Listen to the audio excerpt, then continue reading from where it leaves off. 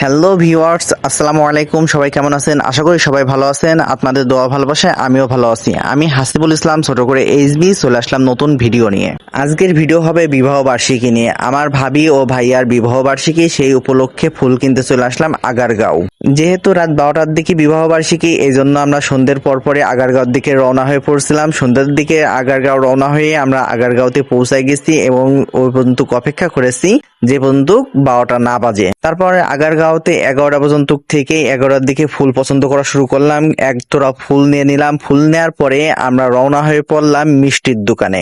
ঢাকার ভিতরে দুই জায়গায় ফুলের বিখ্যাত, এক হলো আগারগাঁও, দুই হলো শাহবাগ। এই দুই জায়গায় ফুলের জন্য বিখ্যাত।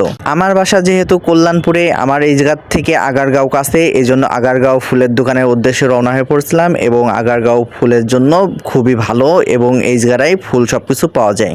যাই হোক, ফুলের দোকানে যখন আসছি তখন এই ফুলটা আমি নতুন দেখছি। এই ফুলটা আগে কখনো দেখি নাই, আমি এই ফুলের নামও জানি না। আপনারা যদি এই ফুলটার নাম জানেন তাহলে অবশ্যই কমেন্টসে জানাবেন। যেহেতু আমি ফুলের নাম জানি না, সেক্ষেত্রে আমি ফুলের নাম বলতেছি না। আমি এই ফুলটা আপনাদের উপরে ছেড়ে দিলাম, নামটা বলে দিয়ে যান। যাই হোক, তারপর আগারগাঁও ফুলের দোকান থেকে ফুল নেওয়ার পরে আমরা চলে আসলাম মিষ্টির দোকানে, মিঠাই থেকে আমরা মিষ্টি নেবো আজকে। এর আগে নিয়েছি টেস্টি ট্রিট, কনসিয়াসনেস, অনেক জায়গা থেকে নিয়েছি, কিন্তু মিঠাইয়ের থেকে আগে কখনো মিষ্টি নেওয়া হয় নাই। এই ফার্স্ট টাইম মিঠাইয়ের থেকে মিষ্টি ট্রাই করব।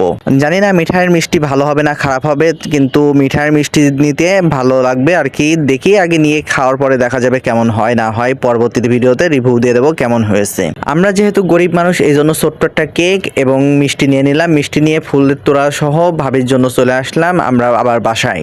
ভাবি তো সারপ্রাইজ হয়ে গেল। ভাবি তো বুঝতেই পারতেছে না যে এখন খুশিতে কি করবে। যাই হোক, ভাবি মিষ্টির প্যাকেটটা খোলা শুরু করে দিল অলরেডি, আর কেকের প্যাকেটটা খোলা হয়ে গিয়েছে। আরেকটা কথা, আপনারা অনেকেই জানেন না যে হলো আমার ভাবির দুইবার কি জন্য হচ্ছে, এক বছরে দুইবার কি জন্য বিবাহ বার্ষিকী পালন করতেছি।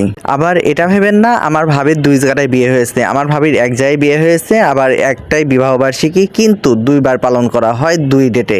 এর কারণ হচ্ছে আমার ভাইয়ের সাথেই দুইবার বিয়ে হয়েছে মনে করবেন। মানে আমার ভাইয়ের বিয়ে করছিল, বিয়ে করার পরে আমার ভাবি তুলে নিয়ে আসা হয়েছিল 5 দিন পরে। এর জন্য আমার ভাবিকে দুইবার পালন করা হয়। বিবাহ বার্ষিকী দুইবার পালন করা হয় এই কারণে, কারণ 9 তারিখে আমার ভাবি বিবাহ করছিল এবং 14 বা 15 তারিখে রাত্রির বেলা আবার ভাবিকে তুলে নিয়ে আসা হয়েছিল। মানে 14 তারিখ রাত্রে আর 15 তারিখ সকালবেলা তুলে নিয়ে আসা হয়েছিল। ঠিক এই কারণে আমার ভাবি দুইবার বিবাহ বার্ষিকী পালন করে। আপনারা আবার উল্টো পাল্টা ভাবেন যে অনেকেই যে হলো দুইবার কি জন্য বিবাহ বার্ষিকী পালন হচ্ছে।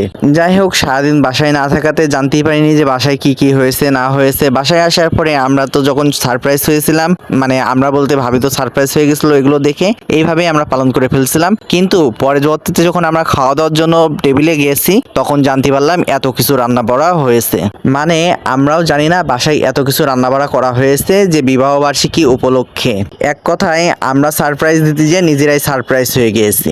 যাই হোক, খাওয়ার ভিডিও এত দেখাতে হয় না, এই জন্য আমি আগে তাড়াতাড়ি করে খাওয়া দাওয়া শুরু করে নিলাম। আর খাবারটা খুবই সুন্দর হয়েছে আর সুস্বাদু হয়েছে। আমি তো খাওয়ার ভিডিও তেমন একটা ছাড়ি না, এটা আপনারা জানেনই। শুধু খাওয়ার প্রথমে আর খাওয়ার শেষের ভিডিওগুলো ছাড়ি, কিন্তু খাচ্ছি এই ভিডিওগুলো আমি খুব কম সময় ছাড়ি, কারণ আমি খাওয়ার প্রতি খুবই শৌখিন। যাই হোক, খাওয়া দাওয়া তো হতেই থাকবে, না হতেই থাকবে, এইগুলো তো বাদ দিলাম। এখন আল্লাহ হাফেজ, বাই বাই, টাটা। পরবর্তী ভিডিওতে আবার দেখা হবে। আর আপনারা কিন্তু ওই ফুলটার নাম বলে দিয়ে যাবেন। Bye bye.